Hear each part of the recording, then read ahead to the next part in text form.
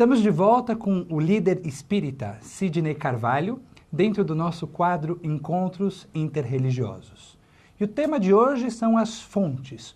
Quais são os livros mais importantes para cada uma das religiões? No judaísmo, sem nenhuma dúvida, o nosso livro mais sagrado é a Torá, é o Pentateuco, que, segundo a tradição, foi entregue por Deus a Moisés, no Monte Sinai, há mais de 3.300 anos. Depois da Torá, desenvolveu-se uma interpretação oral do Pentateuco, chamada Talmud. Talmud incorpora dois tipos de literatura.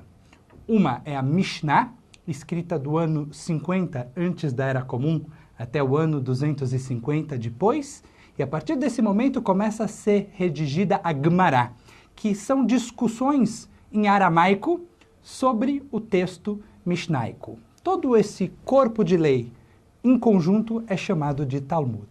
Depois disso, muitos outros livros foram desenvolvidos na área de filosofia. Por exemplo, destaca-se Maimônides, no século XII, que escreveu o seu famoso Moreh Nevuchim, Guia dos Perplexos, e o Shulchan Aruch, no século XVI, é considerado um dos livros de legislação mais importantes do judaísmo.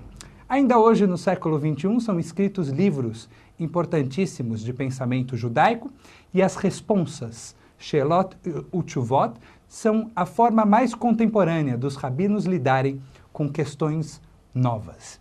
Sidney, e no Espiritismo, quais seriam os livros mais importantes da tradição? Bom, o livro mais importante do Espiritismo é a Bíblia. Okay. Tanto o Velho Testamento, o que vocês chamam de Torá, com as revelações de Moisés, mas também os profetas, os reis, né, os outros livros que compõem o Antigo Testamento, e um enfoque especial no Novo Testamento, com Jesus, com o Evangelho de Jesus, né? Porque o Espiritismo ele dá um enfoque muito grande no desenvolvimento daquilo que Jesus não pôde falar naquela época, porque nós não tínhamos coeficiente científico para entender. O Espiritismo ele sempre foi tratado por Allan Kardec como uma ciência. Inclusive, Kardec define o Espiritismo como uma ciência que estuda a origem, a natureza e o destino dos espíritos e as relações que existem entre o mundo corporal e o mundo espiritual. Então, como ciência, ele vem esclarecer algumas coisas que naquela época seria impossível a Jesus falar para as pessoas, porque não tinham nem parâmetros, nem paradigmas, né? Então, ele chega, né, em 18 de abril de 1857, como eu já disse no nosso programa anterior, com Allan Kardec, com o Livro dos Espíritos, que é o livro mais importante da codificação espírita. Mas nós não o consideramos um livro sagrado. Nosso livro sagrado seria a Bíblia. A codificação espírita e o Livro dos Espíritos seriam, mais ou menos, com muito respeito, uma espécie do Talmud. Seria, então, a interpretação do que as Escrituras falam, de uma forma científica, segundo as informações trazidas pelos Espíritos. Então, o Livro dos Espíritos vem e faz uma espécie de um alicerce. Depois vem o Livro dos Médiuns, porque, poxa, espírito escreve, fala, como é que é isso? Então, Allan Kardec teve que lançar uma obra explicando como que é o funcionamento, a mecânica, como que é a comunicação entre os espíritos, inclusive desmistificando a mediunidade e mostrando a mediunidade como uma faculdade humana, né, de todos nós. O sexto sentido, que depois o professor Charles Richer, o criador da metapsíquica, vai chamar a mediunidade de o sexto sentido. Nós temos 5 ordinários e mais o sexto, que seria a mediunidade. Depois vem o Evangelho segundo o Espiritismo, né, que seria uma interpretação da moral do Cristo, que é um livro muito importante, livro de cabeceira, é um livro que nos ajuda no dia a dia.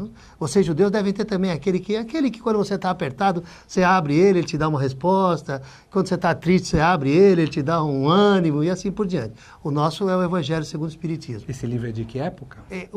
Foi assim, o Livro dos Espíritos foi lançado em 1857, o Livro dos Médiuns em 1861, o Evangelho segundo o Espiritismo em 1864.